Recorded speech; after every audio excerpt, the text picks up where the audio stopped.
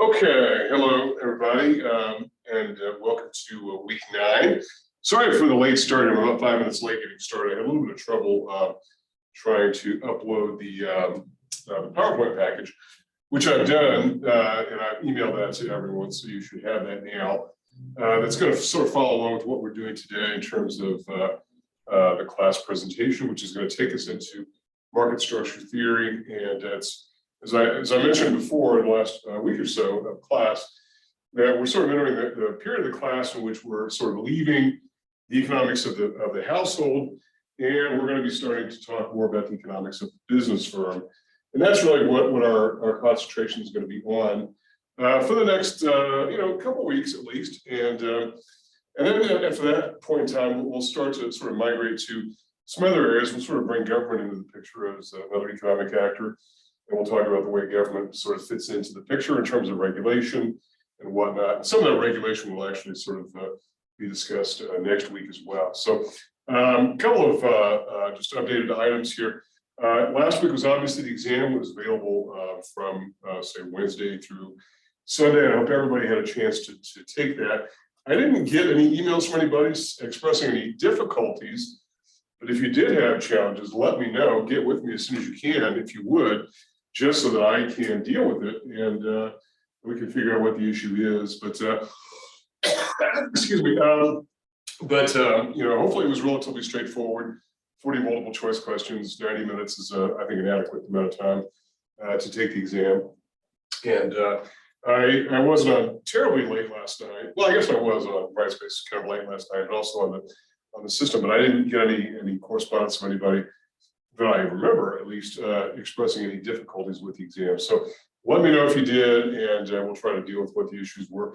I know that the first exam that we had, there were some difficulties with the graphics. And I don't know that there were any graphics on this one. So I was thinking there might be. I don't know if I can't recall if there were or not, but hopefully that was not an issue. So that should be not an issue at this point. So okay. Okay, so now we're sort of at the halfway point in the course. And this is really, we're pretty much where we need to be. It looks like we're about a week behind. And I guess maybe we are, but it's not that serious of a thing. I mean, I think we had a snow day in there.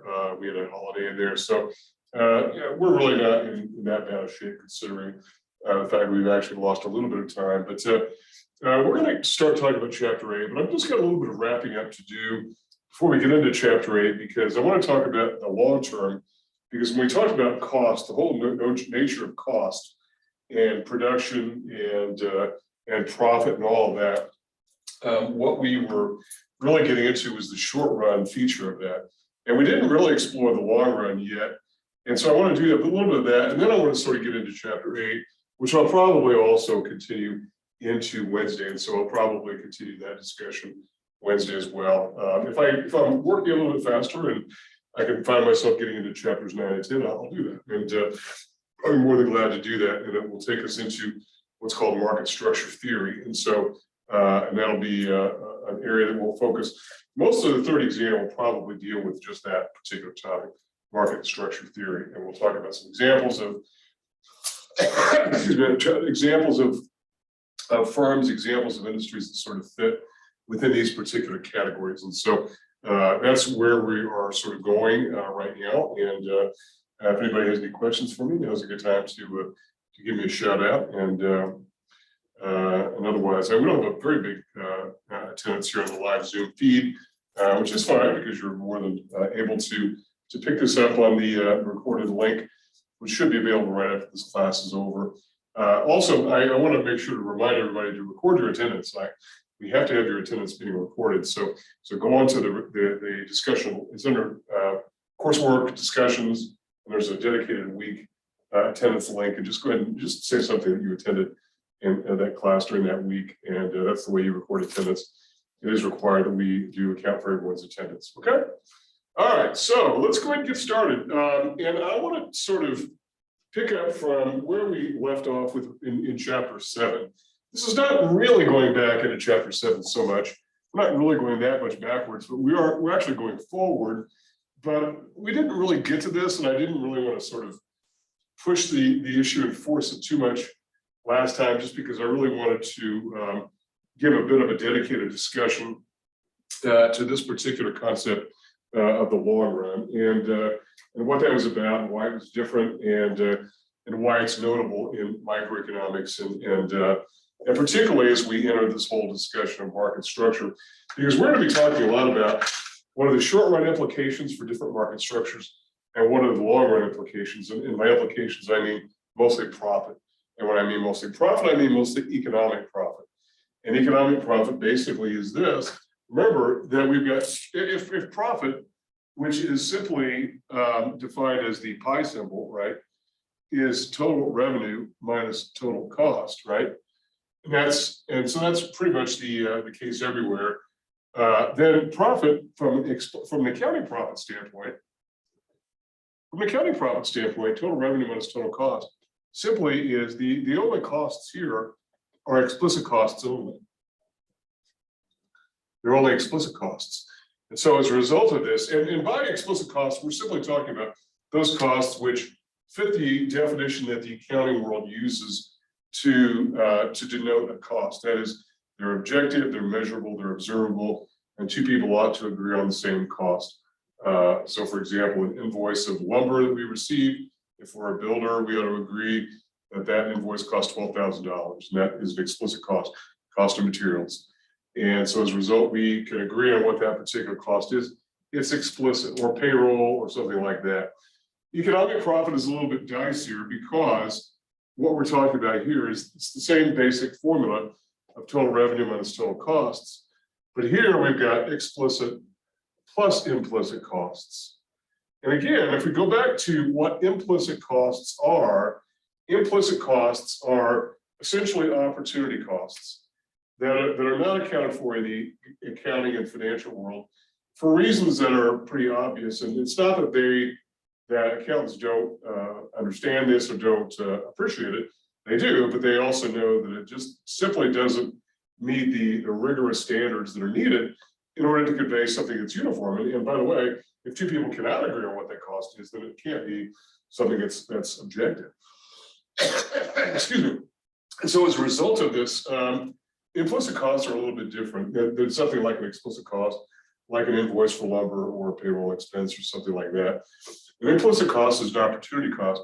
Usually when we're defining it to a specific situation, we are basically saying, what is the next best alternative that we've foregone? In other words, what is the value of the next best foregone alternative? In other words, which could be a profit figure. So profit could be a cost in this case because we're giving up the opportunity to do something else in order to do this. So if we were back to the builder example, if we're a builder and we were going to build in one or two different places, and we have to decide which is the more profitable location, we have to include as an implicit cost the value of what we could have gotten from building over on this site as opposed to building on this site. Hopefully, the implicit costs of the option chosen are less than that of the one that was not chosen, because that would obviously be economically unprofitable. And the thing about economic profit is this: these implicit costs can be very large. And in fact, there are lots of industries, and we're going to be getting into this in chapter 8, where economic profit may be zero. It may be considered to be zero year after year after year after year. It could even be negative. So as a result of this, economic profit may be zero. Well, it may be positive. It may be zero, or it may be negative. So it may be positive, or it may be zero, or it may be negative. And this is a little bit different than accounting profit in this sense, because obviously accounting profit could be the same, no question about it. Excuse me, you could have zero accounting profit, or you could have a negative accounting profit, which we simply know as an accounting loss. It's the loss that we, if you watch business news, you'll hear that some company lost $20 billion or whatever. Well, that's true, that's an accounting loss. And that's a bad thing, obviously, which means that without a doubt, the economic profit has got to be even less, or the economic loss in this case must be even worse than what the accounting loss is, because of the fact that economic profit, because it involves another layer of cost, economic profit must be less than accounting profit.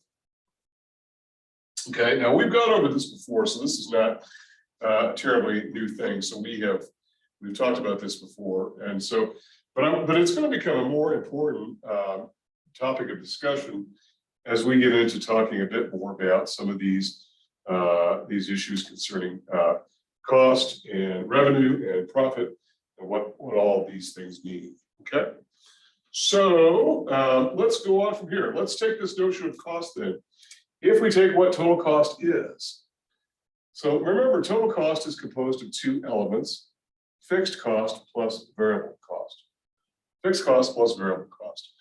And we know that that fixed cost, or those costs, and it's defined as those costs which do not vary with the level of output.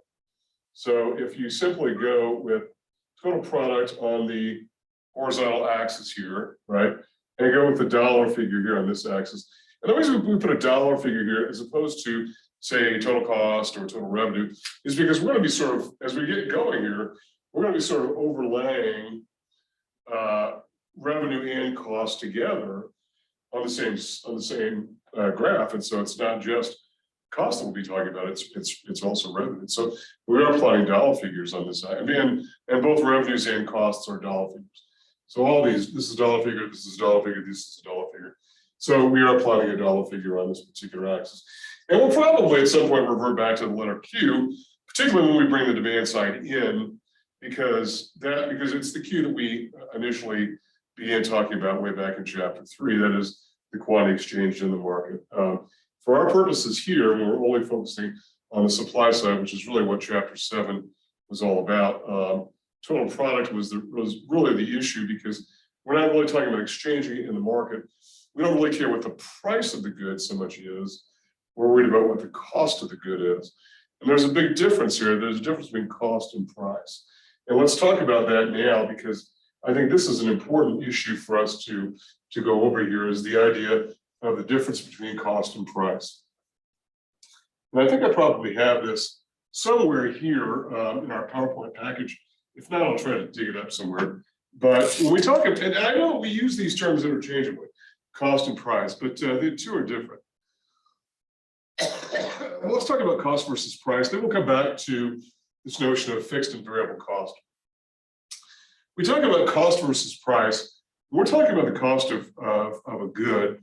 We're talking about the dollar value, the dollar cost to bring a product to market. Okay, to bring a product. And the product could be a good or a service. Okay, and we're talking about bringing it specifically to a buyer. The dollar cost to bring a product to a buyer. And I know that we, as I mentioned just a second ago, we use the term cost and price interchangeably in our everyday lives. Like we'll say, hey, what did that cup of coffee cost you? Or what did that new house cost them, I wonder? When in fact, what we should be saying is, what was the price of that new house or the price of that cup of coffee? Because the cost, because the new house, the cost would be what it cost to build that and bring it up to an acceptable point at which it could be exchanged with a buyer. Okay, all the internal cost of production. So these are internal costs only. Okay, so these are internal to the seller. And what's really interesting about this is the fact that there are occasions in which buyers try to get behind the screen here, try to find out what the Wizard of Oz is doing, to try to find out what the cost to the seller is, so that he or she can probably find a better deal for himself or herself. Like buying a new car, if you've ever wondered what does it cost the dealer, what's the dealer's cost of this new car, and and sometimes dealers will try to show you an invoice saying this cost us, $29,900 or whatever. And sometimes that's, dealers have got lots of tricks, and so I would be a little bit cautious about that.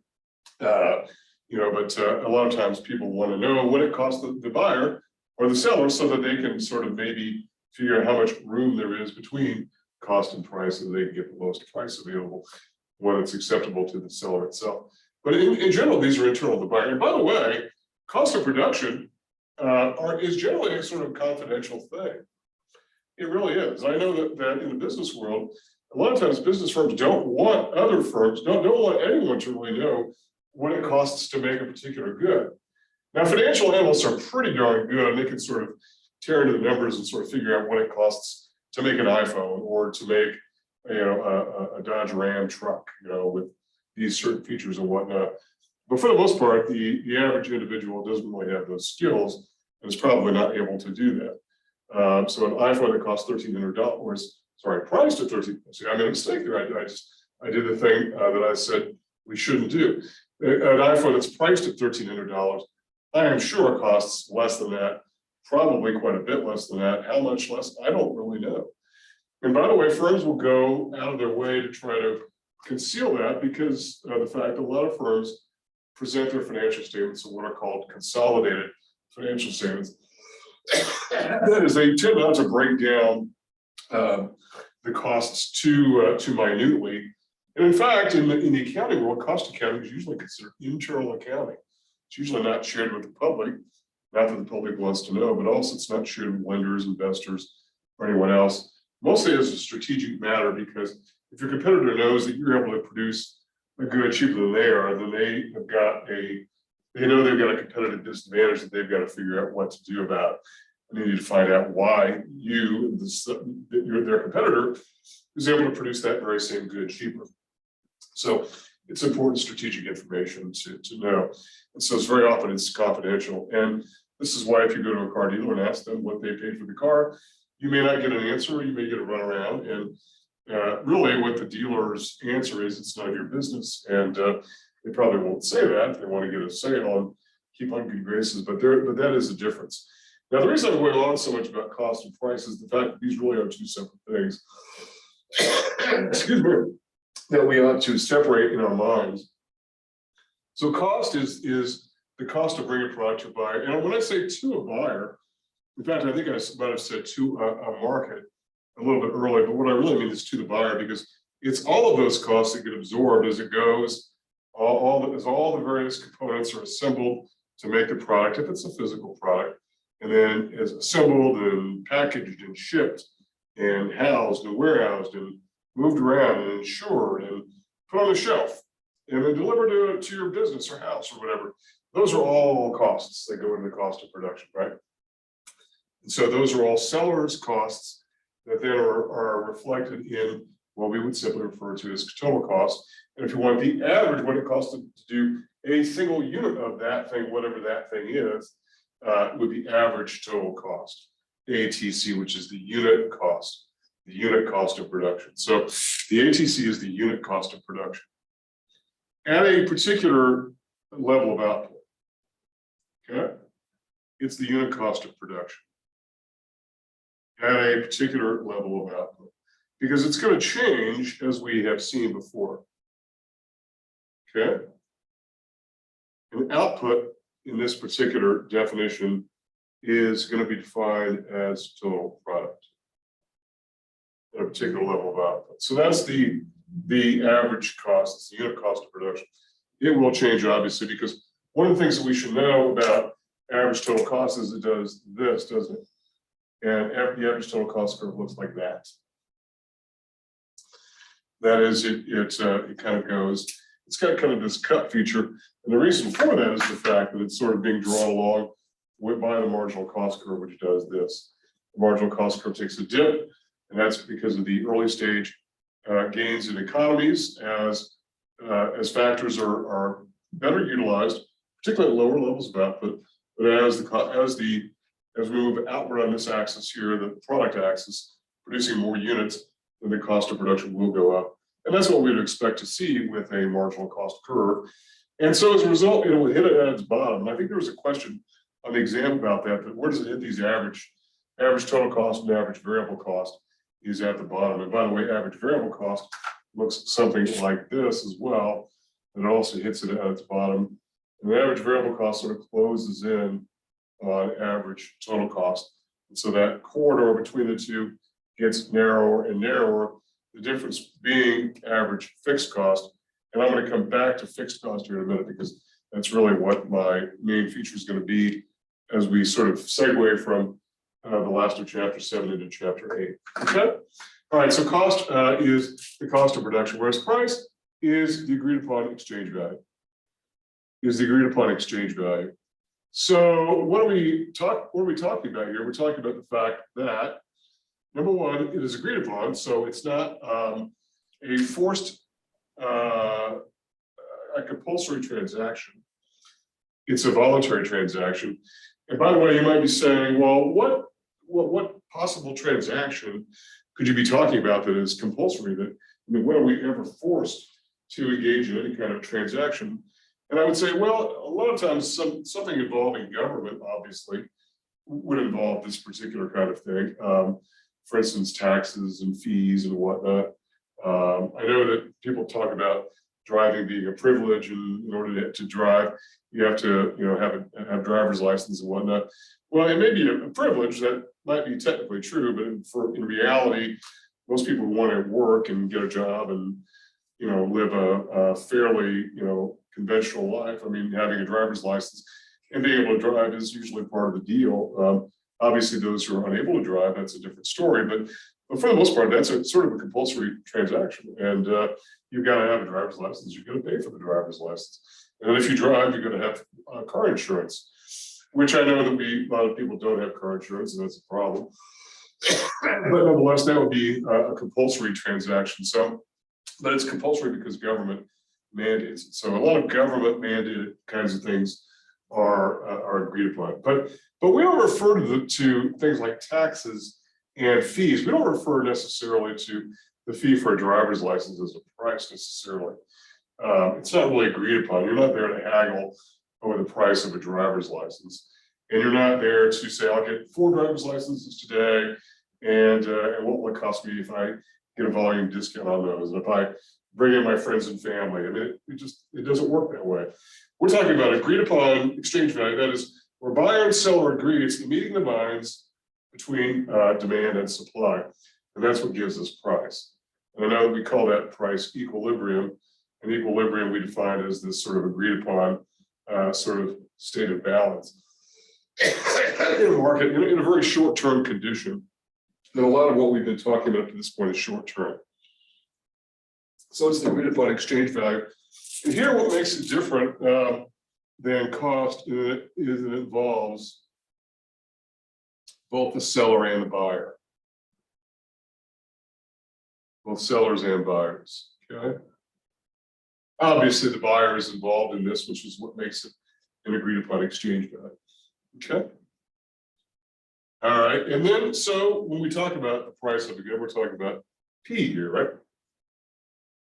So again, this is sort of an economist's distinction between cost and price. And I know that might seem like splitting hairs to say, hey, there's a difference between cost and price, and you ought to know what it is, and here it is, and everyone should get happy with it. And I know that it's very easy for us to say, hey, that hairdryer cost this, right? That sort of thing. When in fact we should be saying it was priced at this. But nonetheless, we kind of get the idea. In fact, maybe it's not even totally wrong, because you as the acquirer of the good, that's what it did cost you to get that particular thing. But since it involved the seller as well, that we would say that it's a price. It's agreed upon exchange value. Also, one thing about price is this, and here the accounting, and in fact, the accounting world and the econ world are much more in alignment than what we maybe lead you to believe in these particular discussions, because this is really the biggest issue where there's a departure, is this idea of opportunity cost. And in economics, whenever we are talking about average total cost, average variable cost, average fixed cost, we will just assume that we have dumped into that, the implicit costs, into that particular formula. And you might say, well, how can any firm operate with a negative economic profit then for year after year after year? It's because they could be earning positive accounting profit, and earning a positive accounting profit means that they're covering all their costs and have some left over. So it's entirely possible. It's very possible that a firm could be earning negative economic profit year after year. And we are definitely going to see that in Chapter 8, where the assumption is that firms earn economic profit year after year after year, especially over the long run. That maybe there are years in which they exceed that, but there are years in which they do not. Okay? All right. So one final thing about this, and I want to go back to this notion here, but I particularly want to talk about fixed costs, because that's really going to sort of wrap up this discussion of cost so that we can move forward. And this really is important for our discussion of market structure, because it's going to explain a lot about the way markets are organized and how they're not all organized the same, right? And so the discussion will lead us to this, and that is this difference between price minus average total cost. Well, if you've got you would hope that the price is greater. If you're a seller, obviously, you would hope the price is greater than the average total cost, right? And this difference here is what we call the unit margin. In accounting, we would call that gross margin or contribution margin per unit. But we are talking about per unit here. The unit margin, that is the difference between the price of the good and the cost of the good, what it costs to bring that good to market. Hopefully it's positive. And the reason it's called contribution margin is because it contributes to what? It contributes to not only the variable cost, because a lot of this, frankly, is variable costs. Not always, but a lot of it is variable cost. But some of it is fixed cost as well. So it's contributing to fixed cost as well as to total profit. And if you work at a business firm of any size, and you work your way into management and you get periodic financial reports, you may actually see what your particular unit's contribution, your business unit's contribution to profit is, or maybe like a bottom line figure, your division's or your department's contribution or whatever. And it's always kind of interesting to see to what degree you are actually contributing to the bigger whole, as maybe 800 stores of Best Buy around the country or whatever, and this is what your contribution to total profit is, or whatever. I don't know if there are 800 stores or not, but you kind of get the idea. Okay, so price minus average total cost is unit margin. Okay, so back to the notion of costing. Total cost is composed of fixed and variable costs. And we said that fixed costs are those costs which do not vary. And this is an important characteristic here, which do not vary, okay? And they do not vary with changes in total product. So as total product changes, the fixed costs do not change, whereas these costs, variable costs, do vary with changes in total product. And this is why these costs will fluctuate. And since average total cost is composed of really two components, average variable cost and average fixed cost, then we get the idea as to why it's sort of a curvy function like that. Now, I want to go back to an exercise I did, I think it was probably last Monday, and I want to talk a bit about why average fixed cost is what it is, okay? And so remember what average fixed, because we haven't graphed average fixed cost here yet, and we talked about it, and there were probably some exam questions dealing with it, but we really haven't gotten into that yet. So remember we talked about average fixed cost, what are we talking about here? We're talking about the total fixed cost over total product, right? In other words, it's what we would call unit fixed cost.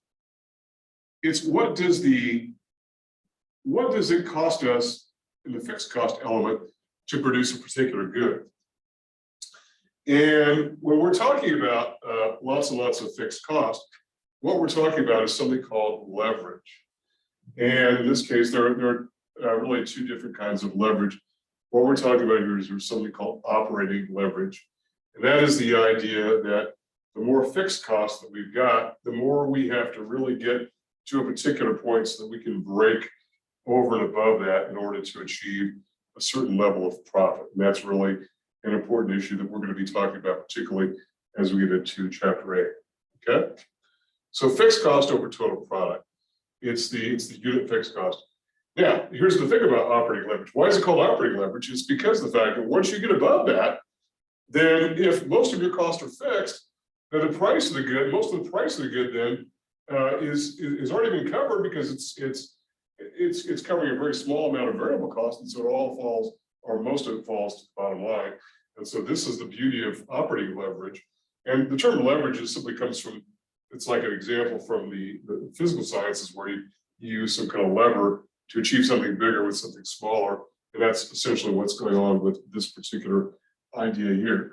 So if you talk about average fixed cost here, you have, let's say that we have and I forget the example I used in terms of dollar amounts. I have a fixed cost of $10,000 here, okay?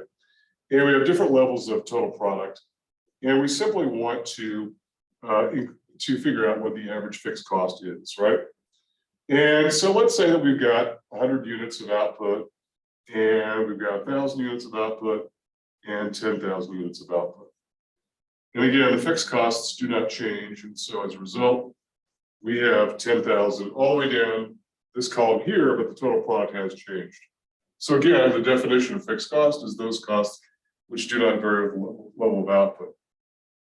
And again, let's talk about what some of those examples are of fixed costs. They include things like salaries, not including hourly wages, because those would be variable costs. If hourly wage, now I know there are a lot of hourly wage workers who are paid, X dollars per hour and work 40 hours a week every single week and have for years and years. And so as a result, it looks a lot like a salary, but it isn't a salary.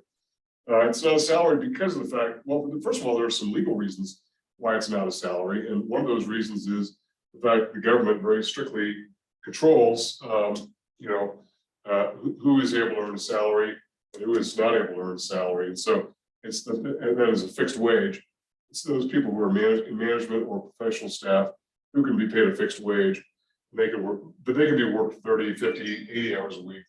Whereas if you work 80 hours a week as an hourly wage employee, as we all know, you would earn overtime, and it's a bonus pay, usually a time and a half.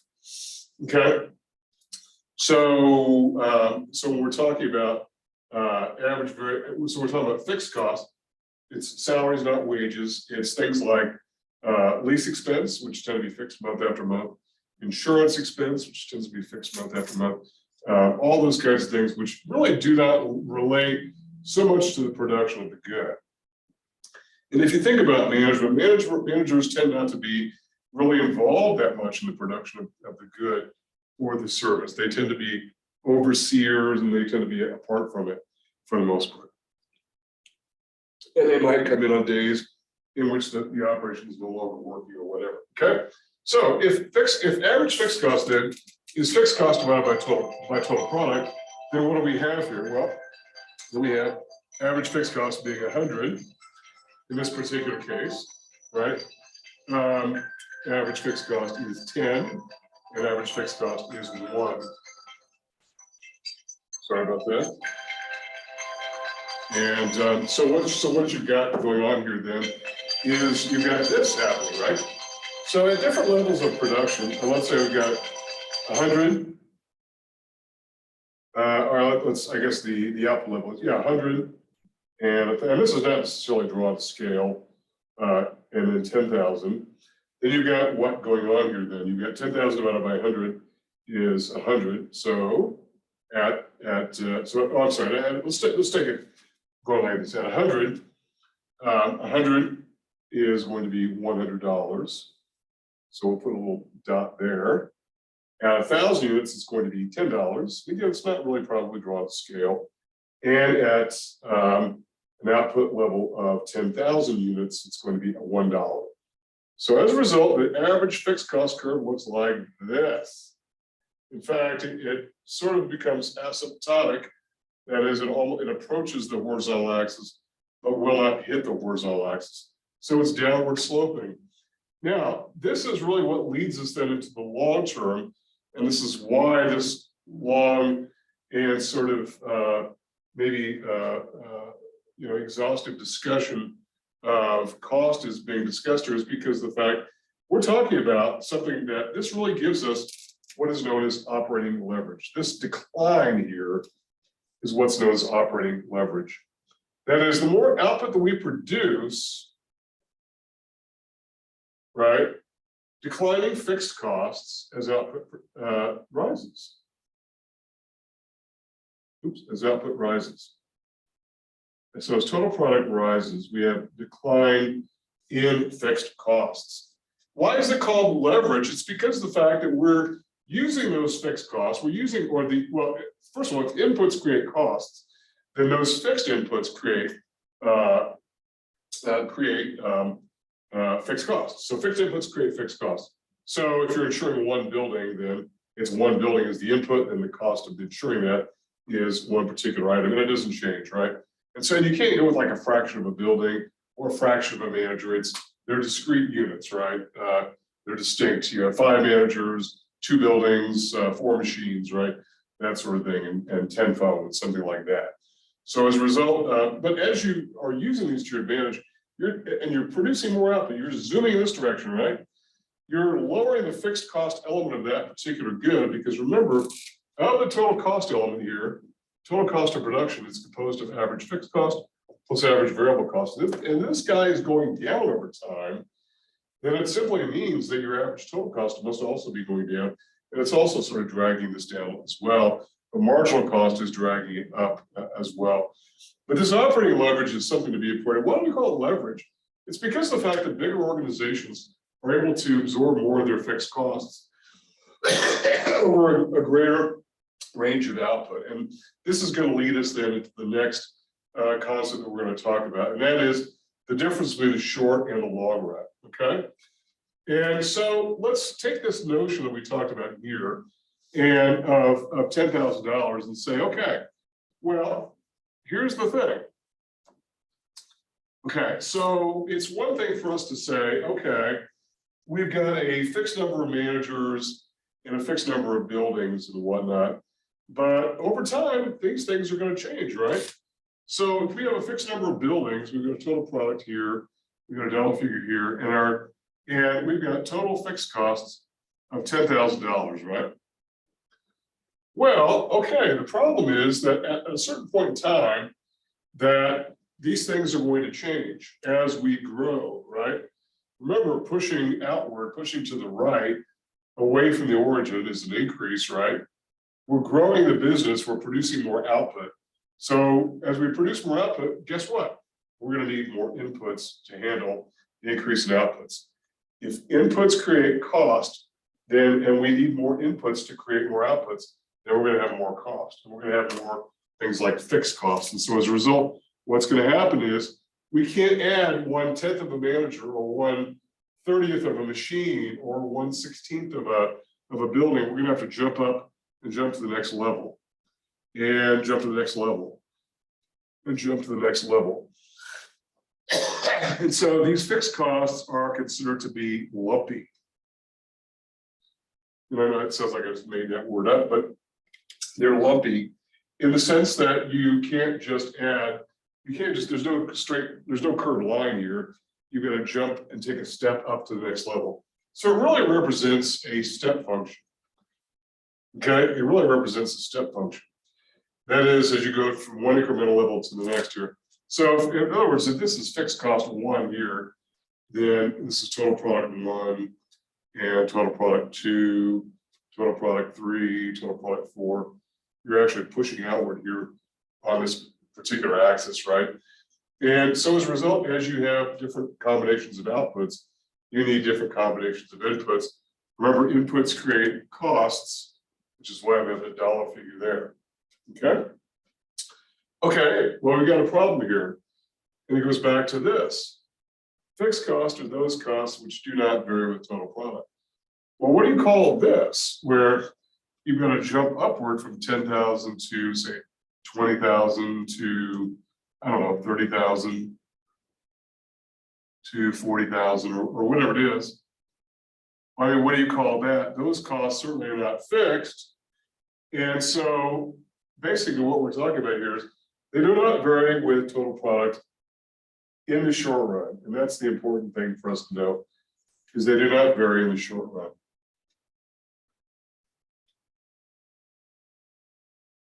Okay? They do not vary in the short run. They only vary in the long run. And that's the only concept that we're interested there. Okay? So this kind of turns the notion of fixed cost on its head a little bit. But keep in mind that we're not saying that fixed costs aren't important and that this notion of average fixed cost isn't true, because it is. And by the way, we sort of live in the short run anyway, don't we? I mean, well, the long run is sort of a planning horizon where we're looking at the future and that we will one day live in the long run. And then the long run will just be a different short run, right? Tomorrow never looks the same as today. So what we think today is going to be like, we had better be thinking tomorrow is going to look different, because it always does, right? And so that's what makes the future different.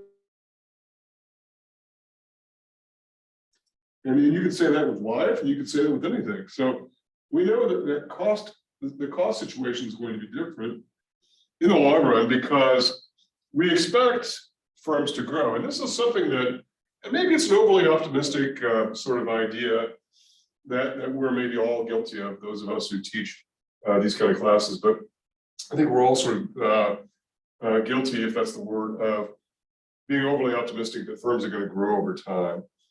And, you know, in fact, we do present this idea that firms will grow over time. And as they grow over time, all these good things are going to happen and whatnot. They're going to be able to take over other firms, and they're going to grow profitability, and they're going to become publicly traded and all this good stuff. When in fact, that is true, and we hope that's the case. In fact, there are numerous examples of firms that we all know that started out with very humble origins that are now behemoths, right? Think of Amazon, which has only been around, what, 25 years, something like that. Started literally in a garage. You know, all these businesses like Apple and Amazon started in garages. You know, Hewlett Packard, I think, started in like a shed, something like that. You get the idea that they have humble beginnings, but they grow, and so they're a real success story. Yeah, I will say, just for the record, that there are firms that are shrinking and that they will continue to shrink, and that we know that they'll shrink because they're in a declining industry, and that there's really a sort of increasing body of academia that's focused on how to manage decline. That is, you may not want to shut the business down, but you may want to just preside over its decline because it will go away. Whatever it is that you're doing is no longer going to be a business unless you can morph into something else. Now, a lot of firms have, where their main products that they were selling no longer are being you know, in vogue. The Singer sewing machine company, you know, is now more of a defense contractor than anything else than making sewing machines. Yet for decades they were known as a sewing machine company. Well, people really don't buy sewing machines. Most of the people who buy sewing machines are tailors and commercial operators who use it for their particular purposes. But where once people used to have sewing machines in their houses, it's not so much the case anymore. Some people do, I get that, but for the most part, that company has sort of morphed into doing something else. And so I know that not all firms are moving this direction. Some are moving back that way. And unless they can sort of rejuvenate the business and think about something different, there are firms that go in that direction, okay? So fixed costs are lumpy, that you can't add fractions of managers, fractions of buildings, fractions of machineries and whatnot. So as a result, these costs are only valid in the short run. So what we can say is that in the long run, all costs are variable.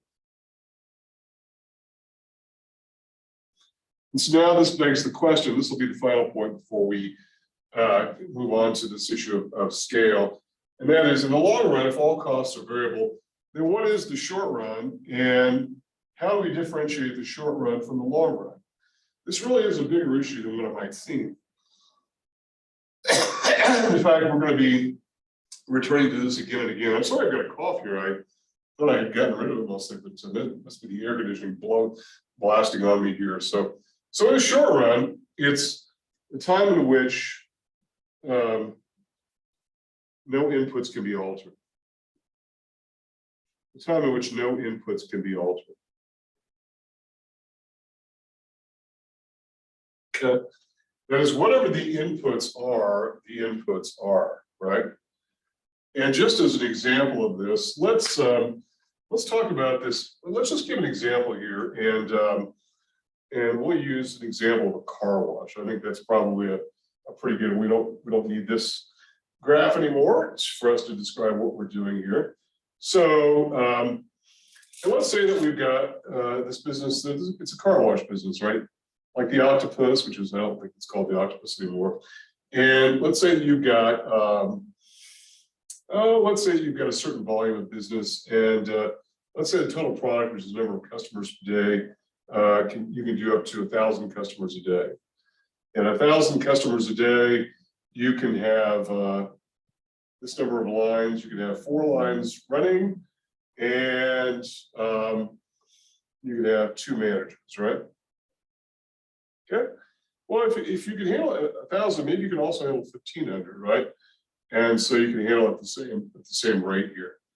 Okay. But as you get to, say, 2,000, though, now you get something different. Now you need additional lines, and so now This is the short run here, and now we're moving into the long run here. And that is, we're altering some of the inputs, and maybe we now go to 3 managers. So you've still got that 2-to-1 ratio of lines to managers. The long run is the time it takes for all inputs to be altered, okay? The time in which all inputs can be altered. Okay, which all inputs can be altered. And the reason they're altered is because of the fact of growth and pushing outward on this total product axis, producing more output. Producing more output means needing more inputs. More inputs means more costs. Inputs create costs, outputs produce revenues. So more inputs means that we need more of these. So the short run is the time in which no inputs can be altered. That is, we're sort of locked into place. We're really locked into place with 4 lines. And I'm talking about the lines which have the little brushes and the sprayers and whatnot, and 2 managers and whatnot. But as we go to 2,000 units per day or whatever, then we need more lines and we need more managers. And so now we've moved on to some new level. And by the way, the cost has taken a jump or a step upward as a result of that.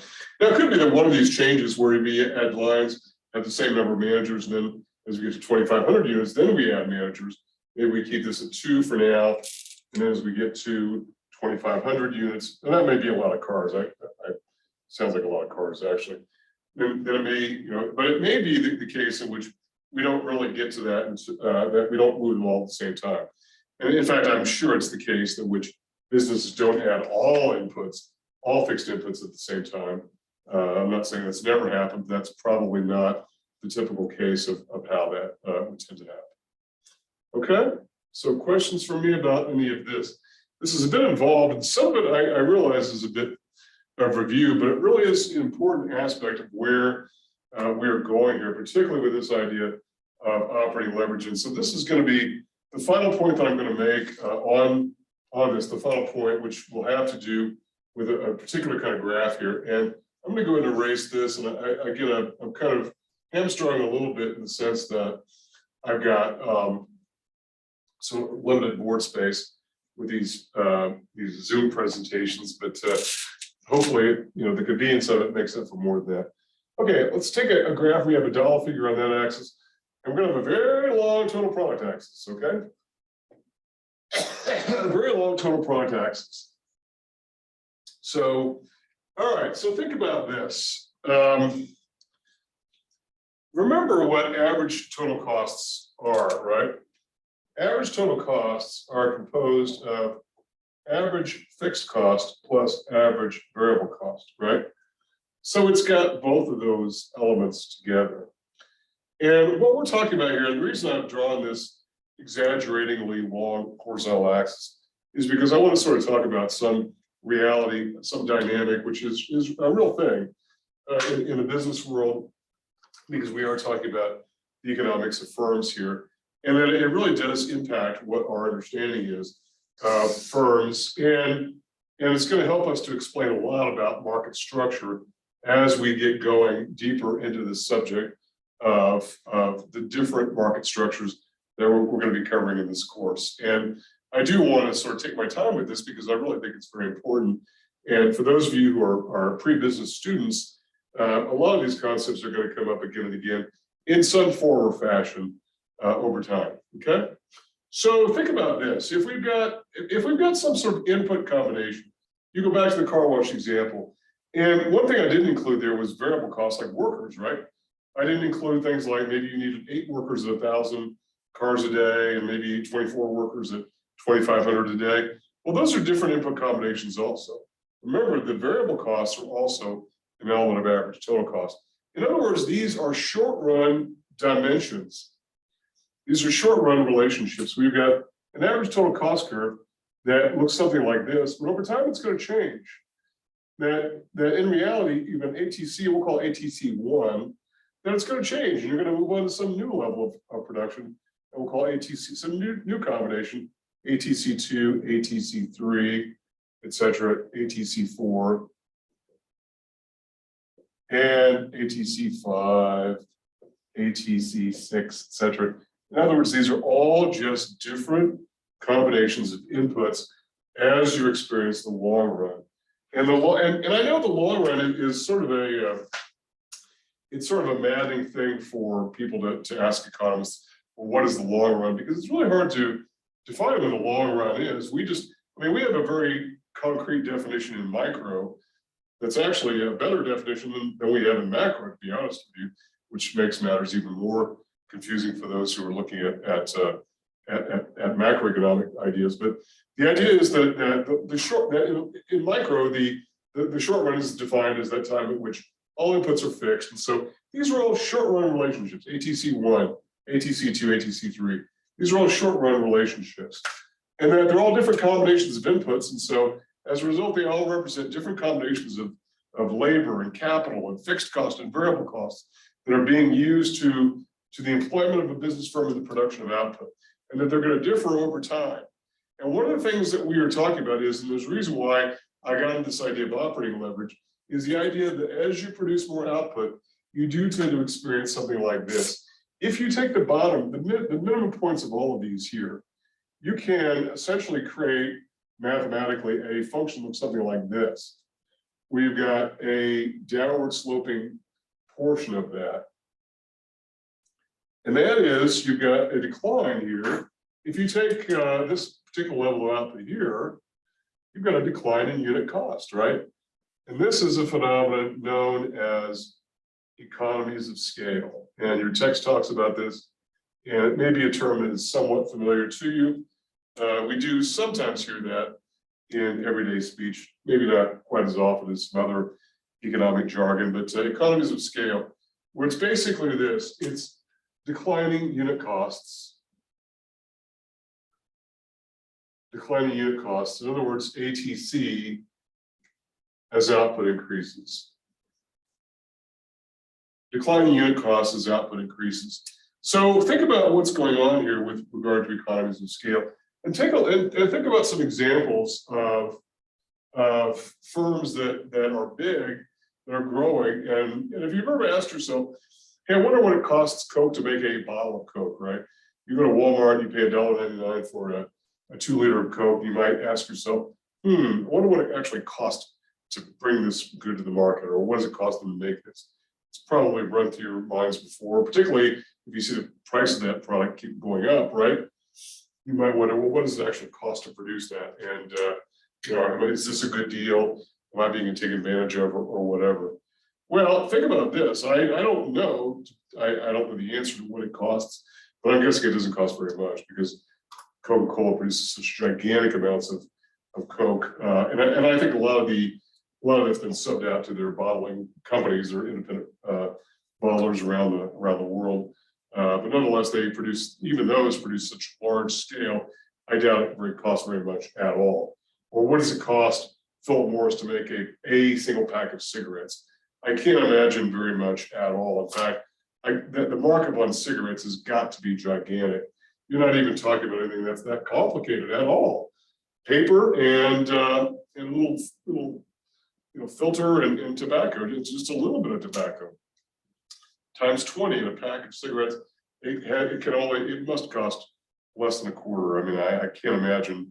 Most of the cost is packaging and distribution and salaries and a lot of fixed costs into that. But they produce so much of it that they're driving those fixed costs down, that operating leverage. So that's why it probably doesn't cost very much to produce a single pack of cigarettes.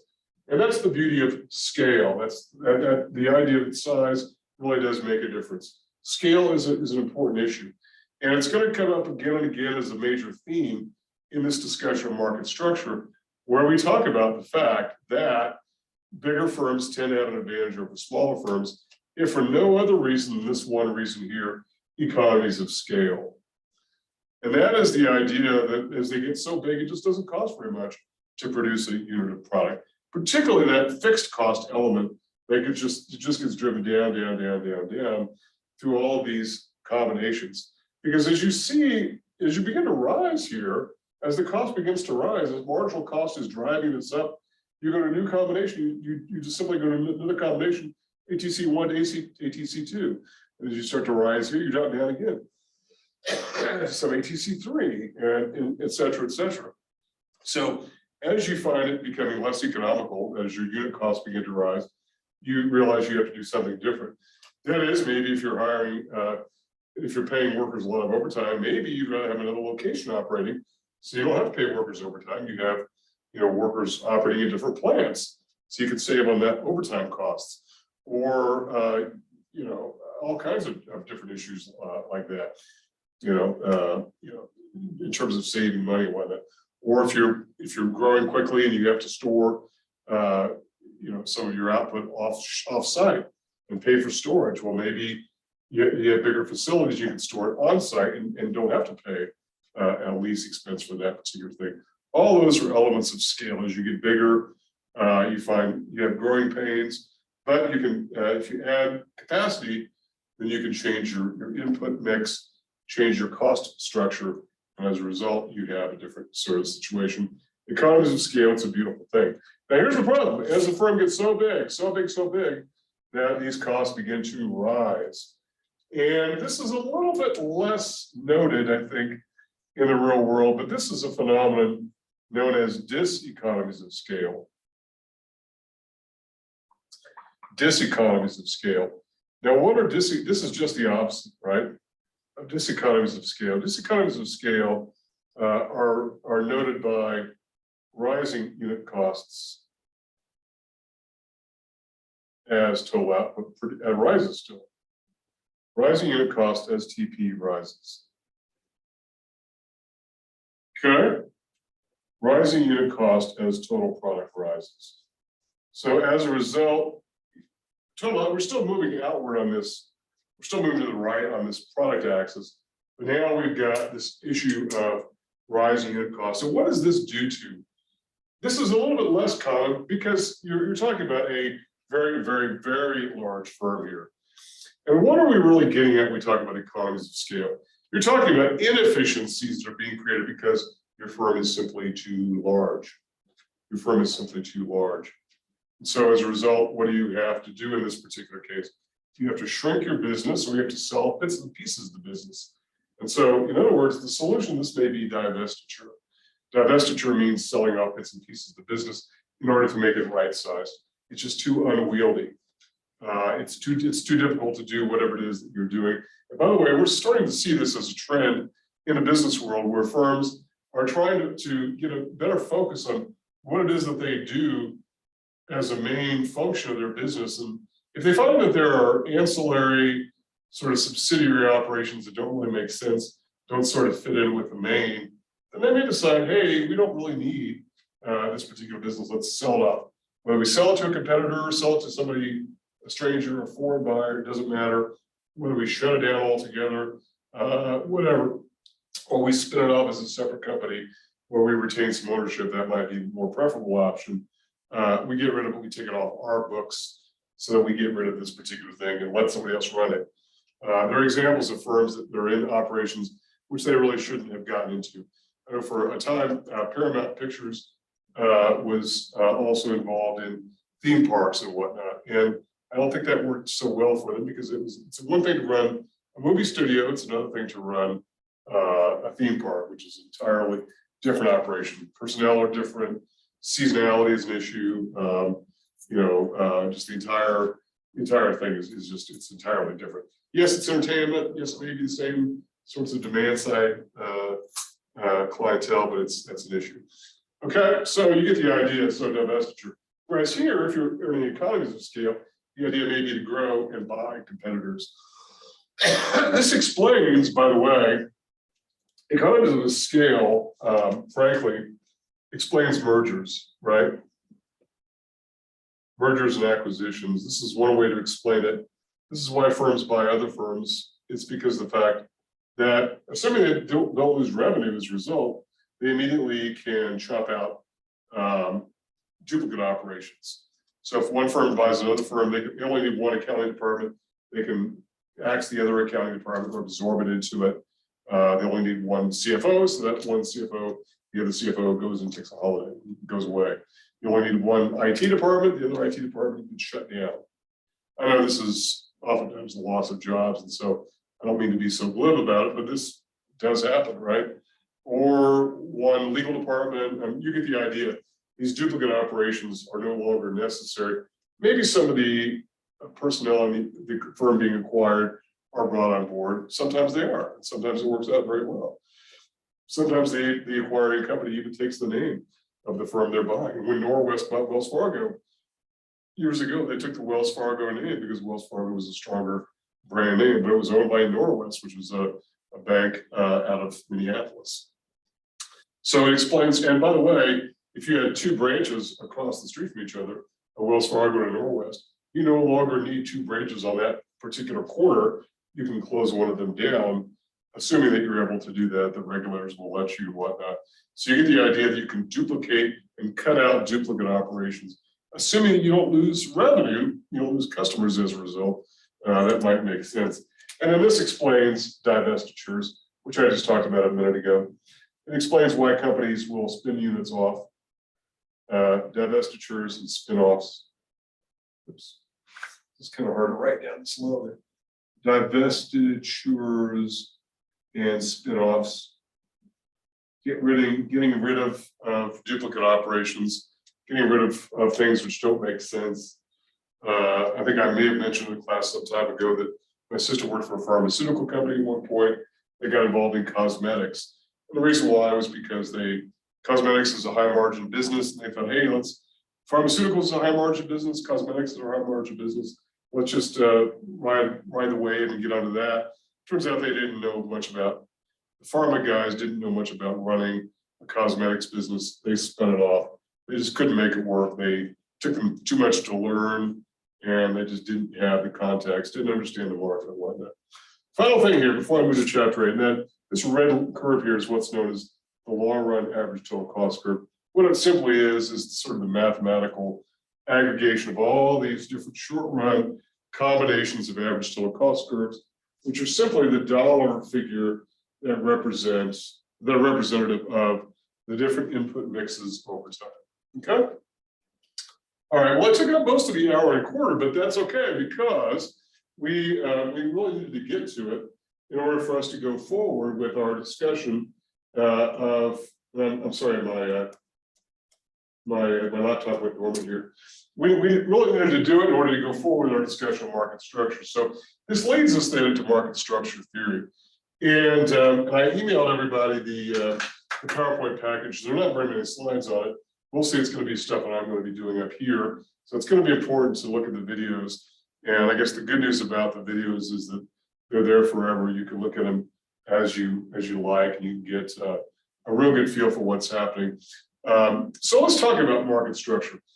So this is we've just begun with chapter 7, which is a very detailed chapter, very long. We didn't get through it all for the second exam, but I didn't want to postpone the exam date just because we weren't there. But I did want to get into talking about this idea of cost and the long run, and we're going to be bringing up this difference between the short run and the long run a lot. So when we talk about market structure, what are we talking about here? Well, we're talking about this. Up to this point, we've said that we've got a demand and supply curve for our good in a particular market. You've got a firm that supplies goods, cost them this much to supply the goods. The difference between total revenue, and total cost is profit. And so as a result, the objective is to maximize profit. Okay, that's pretty generic, right? Here's the problem, though, that not all industries are the same in terms of the ability to generate profit, particularly economic profit, and particularly from a long run perspective. And there are different kinds of market structures that we should know about. Let's talk about what these are, okay? So market structure theory basically says, and it's called theory because there's still some theoretical elements to it. And I suspect that over time, as new industries come on board, particularly in things like technology, particularly in technology and in biotech and in computing, in AI, and all these kinds of things, that we're going to have new firms and maybe even new industrial, new industries, and we're going to have to decide where they fit in market structure based upon existing theory. Maybe theory will have to change. It's hard to say, but the idea of market structure theory is the idea that firms, you can take any firm theoretically, and drop it into one of four industrial structures. One of four industrial structures. So we have four market structures. We're going to be talking about all these individually as we get going here. So the first of these is the one we're going to talk about beginning now, and that's perfect competition. And we'll talk about the characteristics and attributes of that. The second is its polar opposite, and that is monopoly. So we're going to present all the characteristics of perfect competition, including this notion of profit, short run, long run profit considerations. And we're going to compare and contrast that to monopoly. And we're going to sort of present it as, as polar opposites, positive and negative, North Pole, South Pole, left field, right field, that sort of thing. Almost every characteristic you could talk about regarding perfect competition, it gets turned on its head with monopoly, which is almost completely opposite. But then if that wasn't difficult enough, we have one that's a hybrid of both. You might think, wait a minute, now how do we have a hybrid of two polar opposites? Well, we do, and we call that monopolistic competition. Where we have elements of monopoly, we have elements of perfect competition. And so that does exist. In fact, probably the majority of the big businesses that we know of out there of producing output that we are all familiar with probably compete in monopolistically competitive markets. And so we'll talk about some of those. Okay, and then the fourth one is something that's interesting and sort of stands a little bit alone. That's called oligopoly. And oligopoly is just a few firms doing business in a market, but those few firms are all very large and they all sort of dominate the scene. So oligopoly, oli meaning a few, okay, a handful, right? Okay, and we'll get to that a bit more discreetly as we get going. So let's talk about some of the characteristics of perfect competition, and then we'll get into some of the graphics on this probably on Wednesday. So what are some of the characteristics? Number one, we're talking about many buyers and many sellers. Many buyers and many sellers. So with perfect competition, and I'll give you some examples of what these are, and probably the best example is something like agriculture. There are many buyers of agricultural products. There are many sellers of agricultural products. And you're talking about many, to the point where really no buyer and no seller have that much influence over the market in terms of market price and whatnot. The sellers individually have very small market share percentages. And by very small, we're talking about less than 1% usually.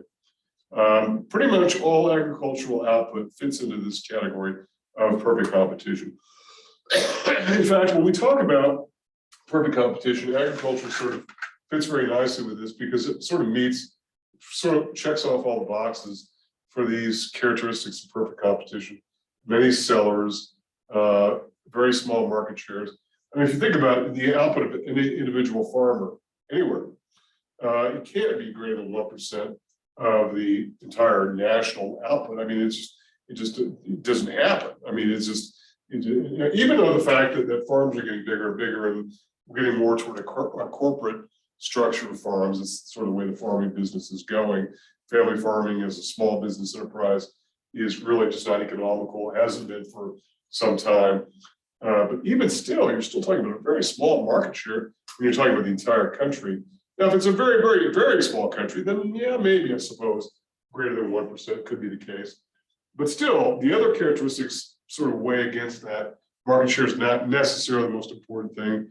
One of the things is the idea of free entry and free exit. Free entry and free exit. In other words, there are no or low barriers to entry and barriers to exit. And let's talk about what those are as we, because those are important. And by the way, a lot of these definitions that we're going to give here, as we seek to explain what perfect competition is, won't have to be repeated as we get into things like monopoly and oligopoly and whatnot. So let's talk about barriers to entry, what they are. That's a good segue point, barriers to entry. And so barriers to entry are anything which will prevent new competitors from coming in, right? So a barrier to entry is simply defined as any kind of obstacle, any kind of thing which would stop somebody from, a new competitor on the supply side from coming in. So what would that be? It would be things like very high startup costs, right? Would be an example. It would be very high startup costs. So for instance, it would be very difficult to start, say, an aerospace company extremely high startup costs. And think about this.